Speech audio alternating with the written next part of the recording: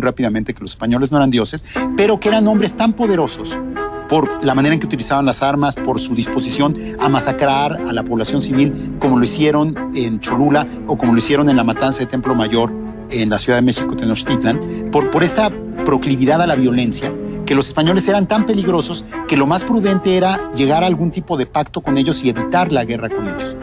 Y por eso también se le considera traidor, porque buscó evitar la guerra en su ciudad.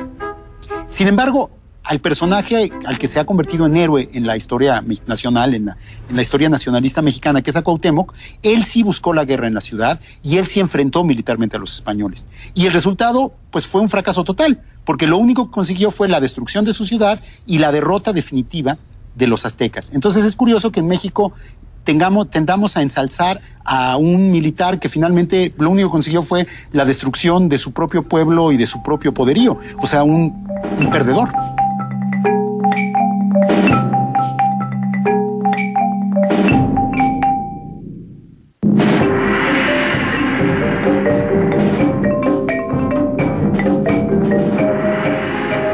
Fue prudente Moctezuma porque no sabía quiénes eran.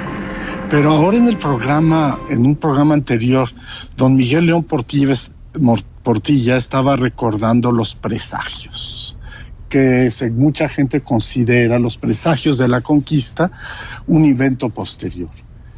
Pero pues los mexicas, al parecer, sí tenían noticias de la presencia española en las Antillas mucho tiempo antes.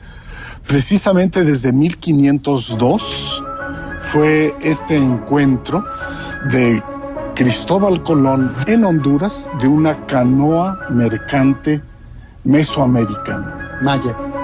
Maya o mesoamericana, no se sabe, mesoamericana.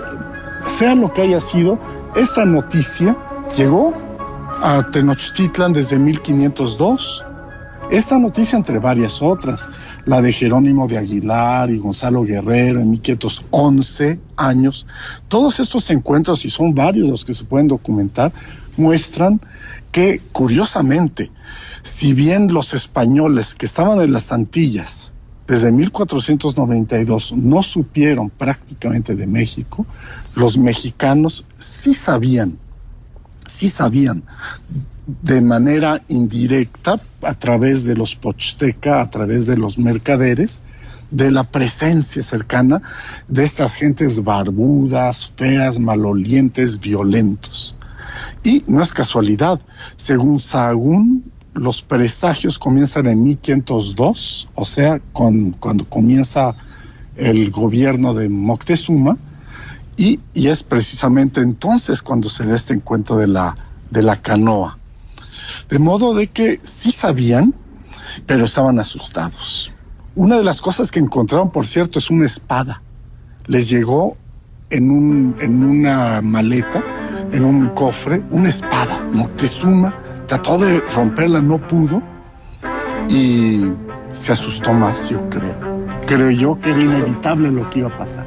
Pero estos presagios sirvieron, digamos, para elaborar un poco la historia de la conquista.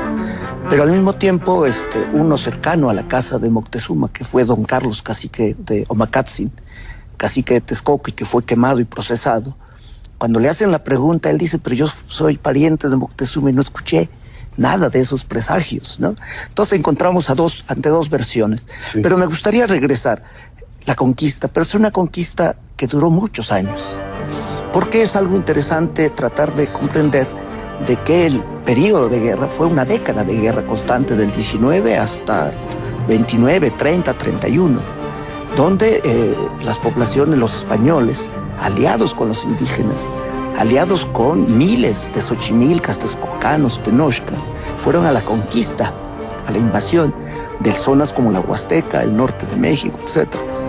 Y habría que revalorizar que se trata no solamente de la conquista del centro, sino de la conquista de otros espacios, y que realmente fue una guerra permanente, una década de guerra permanente que teníamos que ver en esto, ¿no? Bueno, en realidad, en el caso de los mayas, todavía, la conquista no se consolida hasta 1547, claro. Y sigue habiendo un señorío independiente en la zona de de lo que ahora es de Portical, del lago Petén-Itzá, hasta finales del 18, y en el norte de México dura aún más. Yo creo que sí es muy importante distinguir que cuando hablamos de conquista de México, nos referimos generalmente a la conquista de la Ciudad de México, no del país que ahora es México. Ese proceso de colonización del país que ahora es México, pues termina realmente hasta el siglo XX, ¿no? Digo, los apaches finalmente, sigue habiendo guerra con los apaches a finales del siglo XIX en Chihuahua, las rebeliones yaquis, las rebeliones mayas en Yucatán, que mantuvieron su independencia los grupos rebeldes hasta 1937, ¿no? Entonces, claramente sí, creo que es muy importante esa distinción que acabas de hacer. Lo que hacen todos los señores, los tlatoanis, los caciques de Xochimilco, de Texcoco, cuando hacia 1560 envían sus cartas de petición, sus memoriales, una de las cosas que pone es decir, nosotros contribuimos con contingentes importantes de guerreros, ¿no? A la conquista del Pánuco, de las higueras, etcétera, y dicen, ninguno regresó. Simbólicamente, con la conquista de Tenochtitlan, caen los antiguos regímenes. La cabeza del imperio. Es la cabeza del imperio. Pero a partir de ahí, pues, de hecho, como tú lo has dicho, fueron siglos hasta que se pudo... Pero yo no enfatizaría esos siglos. Sí es cierto que hubo. Que la conquista del resto de Mesoamérica duró unos años más, que la conquista de los mayas fue muy larga y no se diga la del norte de México. Pero yo creo que la imagen que resalta, lo que resalta es la velocidad de la conquista. Realmente en muy poco tiempo los españoles tenían un dominio bastante establecido de lo que es Mesoamérica, pronto de lo que hoy es México, no se diga la religión católica, y comparemos esta velocidad de la conquista con los siglos y siglos que duró la reconquista cristiana española contra los musulmanes en la península ibérica. Entonces, la cuestión realmente a reflexionar, que nos debe hacer reflexionar, es la velocidad de la conquista, aunque debemos de reconocer también los ritmos específicos. Creo que ahí es la conquista de México, Tenochtitlan, fue clave porque fue la que permitió las otras conquistas, ¿no? Y yo ahí sí insistiría que es para lo que vino después, es tan importante la derrota de los mexicas como las alianzas con los otros indígenas. O sea, en ese sentido, también nuestra historiografía nacionalista, o sea, la manera en que hemos contado esta historia en el siglo XIX y en el siglo XX, enfatiza mucho el aspecto de derrota que se vincula con la conquista, ¿no? Los mexicanos estamos acostumbrados a pensar la conquista como nuestra conquista, como si todos fuéramos indígenas y los españoles no fuéramos también de alguna manera descendientes de los españoles, y también como un suceso trágico en que perdimos todo. Y eso no es cierto, porque en realidad al día siguiente de la caída de México Tenochtitlan, la mayoría de los indígenas no se sentían conquistados, porque ellos habían estado en el ejército vencedor.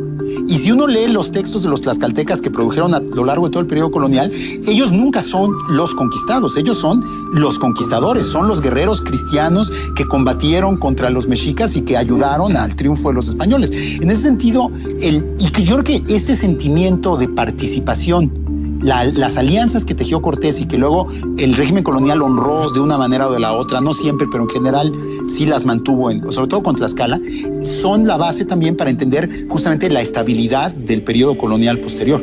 O sea, no solo el aspecto militar violento que podríamos ver como negativo, sino también este aspecto político de las alianzas que tiene un elemento de colaboración y de acercamiento que fue la base para la aceptación del cristianismo unos años después y que fue la base para toda la colaboración en la conquista del resto de Mesoamérica. Hubo también factores que contribuyeron, por ejemplo, la baja de la población indígena, ¿no? El derrumbe tan tremendo, demográfico, que facilitaron la imposición del régimen español finalmente en toda Nueva España. Algunas gentes calculan que fue de 10 millones que tú mencionaste hace un momento a 1 millón, o de 25 millones a 1 millón.